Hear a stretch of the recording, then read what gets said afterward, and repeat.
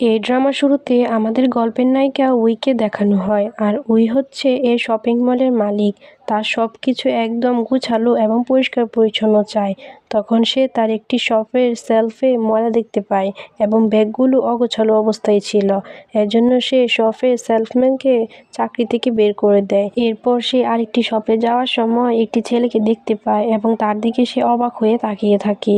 আর ছেলেটির নাম ছিল গুয়ান। তখন একজন মহিলা কাস্টমার বলে সে এই শপ থেকে একটি প্রোডাক্ট কিনেছিল, কিন্তু প্রোডাক্টটি একদমই ভালো নয়। এজন্য সে শপের মালিককে অনেক বাজে কথা বলছিল। উইয়ের ম্যানেজার এসব না দেখার জন্য নানাভাবে বাধা দেয়, কিন্তু উই দেখে নেয় এবং কাস্টমারের সাথে ঝগড়া বাঁধিয়ে দেয়।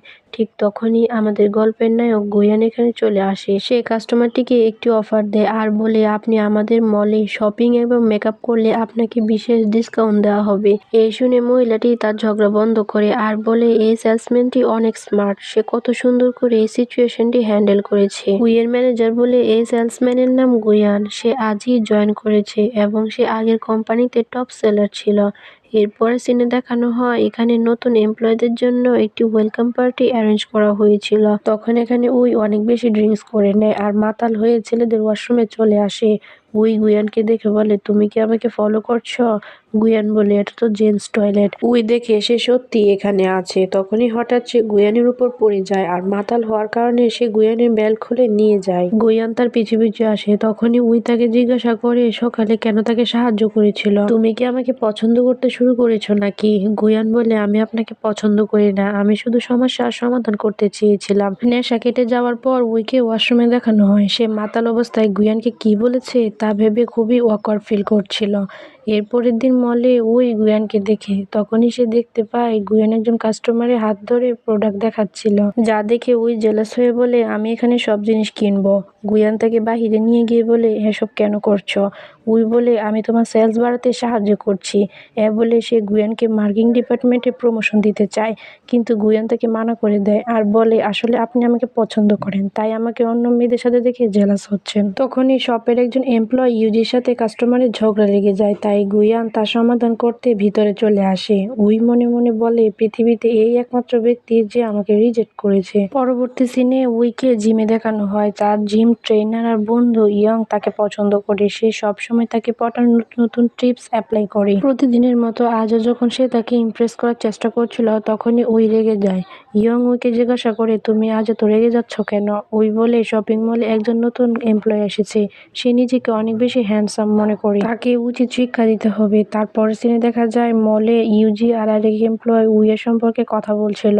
তারা বলে যখন থেকে মিস উই এই শপিং মলের মালিক হয়েছে, তখন থেকে অনেক এমপ্লয়ি তার আচরণের কারণে বিরক্ত হয়ে চাকরি ছেড়েছে। তাদের কথাগুলো গুয়ান শুনছিল। তখনই মলে কয়েকজন লোক এসে ভাঙচুর শুরু করে এবং বলে এই মলের সমস্ত প্রোডাক্ট নকল এবং দামও অনেক বেশি। উই এসে বলে এসব বন্ধ করো আর এখান থেকে চলে যাও। তারা উইয়ের সাথে বাজে আচরণ করে আর তাকে মারতে যায়। তখনই গুয়ান তাদেরকে মেরে উইকে নিয়ে দৌড়ে পালিয়ে যায়। গুয়ান বলে আপনি সবার সাথে উচ্চস্বরে কথা বলেন, এজন্য কেউ আপনাকে পছন্দ করে না। কিন্তু উই তার এসব কথা না শুনে বলে তুমি আমাকে আপনি করে বলছো কেন? তুমি চাইলে আমাকে নাম ধরে ডাকতে পারো। এসব শুনে গুয়ান রাগান্বিত হয়ে বলে আমি আপনাকে সবসময় বাঁচাতে পারবো না, আপনি সবার সাথে ভালো ব্যবহার করার চেষ্টা করেন। এরপর গুয়ানকে টিউশন ক্লাসে দেখানো হয়। সে তার বইয়ের মধ্যে একটি চিঠি দেখে। এখানে লেখা ছিল আজ রাত 8টায় এই ঠিকানায় চলে আসো। কিন্তু গুয়ান সে চিঠিটা ডাস্টবিনে ফেলে দেয়। আর অন্যদিকে উই গুয়ানের জন্য অপেক্ষা করছিল। উইয়ের ম্যানেজার বলে গুয়ান টিউশন ক্লাসে গিয়েছে, এর জন্য হয়তো সে আসতে পারেনি। এরপর সে গুয়ানের টিউশন ক্লাসের সামনে চলে আসে। উই গুয়ানকে জিজ্ঞাসা করে তুমি আমাকে ইগনোর কেন করছো? আমার সাথে দেখা করতে আসোনি কেন? সে বলে আমি ব্যস্ত ছিলাম। তখনই উই তাকে তার গাড়ির চাবি দেয় আর বলে তুমি আমার জন্য কাজ করবে, আমি তোমাকে এই টিউশনের চেয়েও বেশি টাকা দিব। গুয়ান গাড়ির চাবিটি না নিয়ে চুপচাপ সেখান থেকে চলে আসে। অন্যদিকে উইয়ের ফিয়ান্সে জিনকে দেখানো হয়, যার সাথে তার বিয়ে ঠিক হয়েছে। সে হলো উইয়ের বাবার বন্ধুর ছেলে। সে উইকে খুব পছন্দ করে, কিন্তু উই তাকে মোটেও পছন্দ করে না, কারণ সে কোনো কাজ না করে তার বাবার টাকা শুধু খরচ করে। জিন উইকে বলে আগামীকাল তাদের ফ্যামিলি ফ্যামিলি ডিনারে অ্যাটেন্ড করতে, কিন্তু উই রাজি হয় না এবং তার উল্টাপাল্টা আচরণ দেখে উই বিরক্ত হয়ে এখান থেকে চলে যেতে চায়।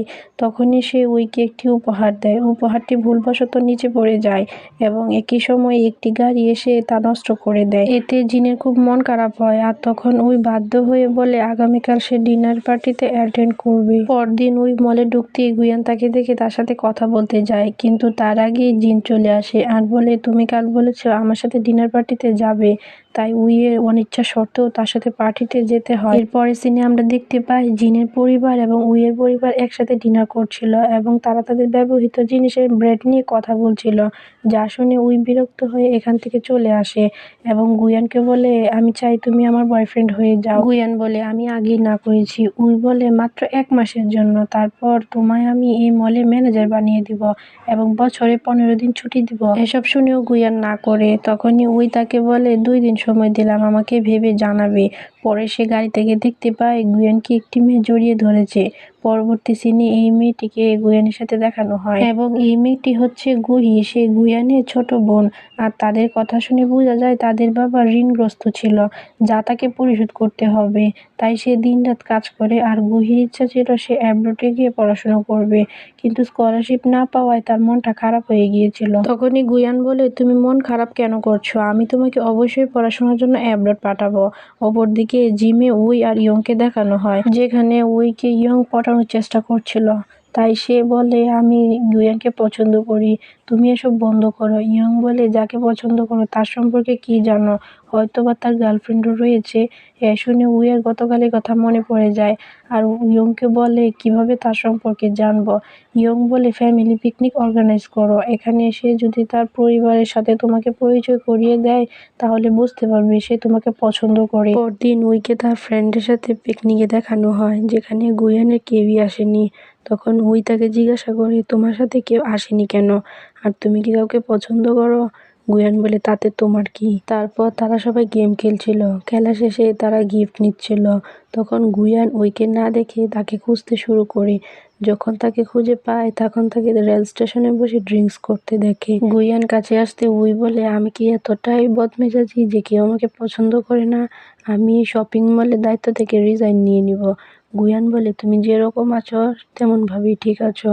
তখনই উই বলে তাহলে তুমি আমাকে কেন পছন্দ করো না, আর আমি ছোটবেলায় এরকম ছিলাম না। আসলে ছোটবেলায় উই এরকম বদমেজাজি ছিল না, তাকে বলা হয়েছিল সফল ব্যক্তি হতে হলে তাকে সবসময় স্ট্রিক্ট এবং রুড হতে হবে। গুয়ান তার কান্না থামাতে তাকে সেখান থেকে নিয়ে চলে আসে। পরদিন উইকে জিমে দেখানো হয়, এখানে ইয়ং তাকে জিজ্ঞাসা করে গতকাল তুমি গেম শেষ করে কোথায় গিয়েছিলে। উই বলে আমার কিছুই মনে নেই। তখনই তার মনে পড়ে একটি বইয়ে পড়েছিল কাউকে ভালোবাসলে তাকে জেলাস ফিল করাতে হয়।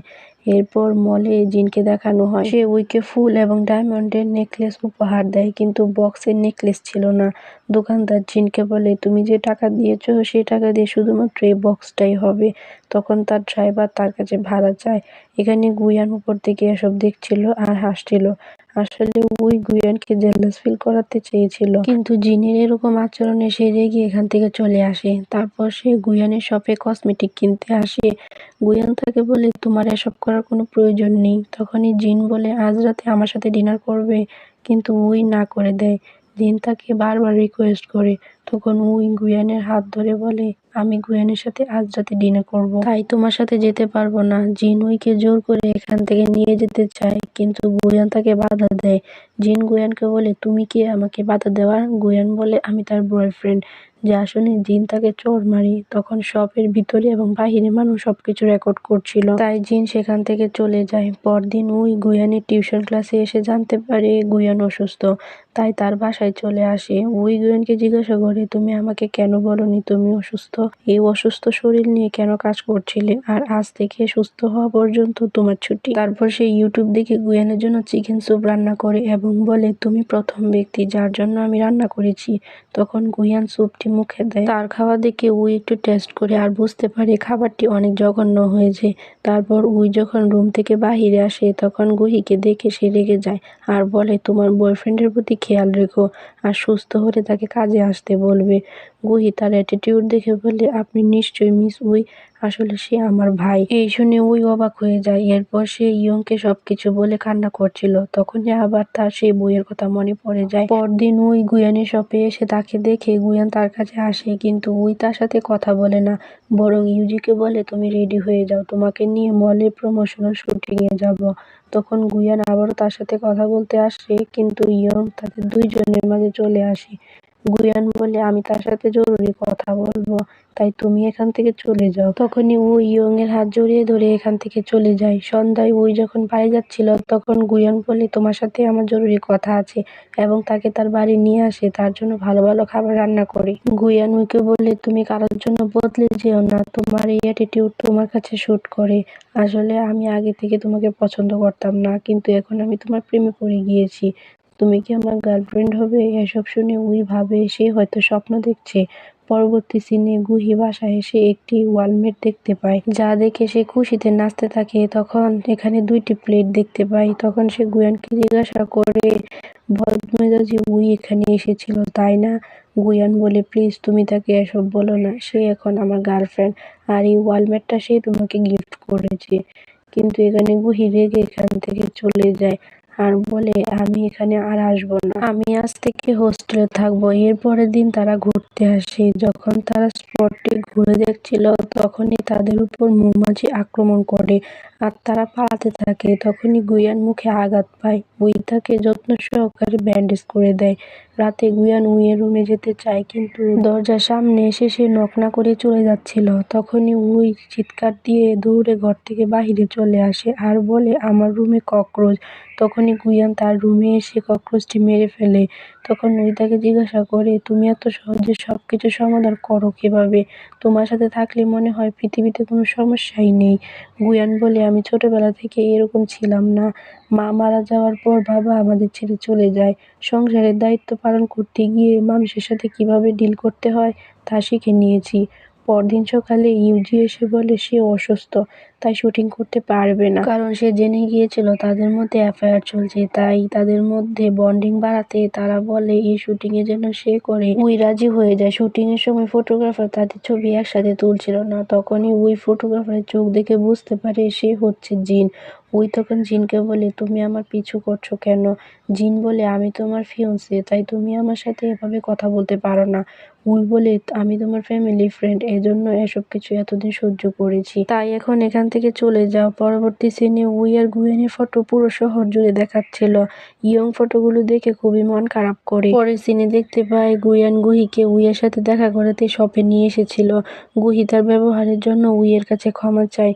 উই তাকে শপের সবচেয়ে দামি নেল পলিশটি গিফট করে এবং উইয়ের সাথে ডিনার করতে তারা দুইজন বসে পড়ে। তখনই গুহি এসে বলে সে স্কলারশিপ পেয়ে গিয়েছে। গুহি উইকে বলে, আমি অন্য দেশে চলে যাচ্ছি, আজকের পর থেকে তুমি আমার ভাইয়ের খেয়াল রাখবে। পরের সিনে উই আর গুয়ান প্রথমবারের মতো পার্কে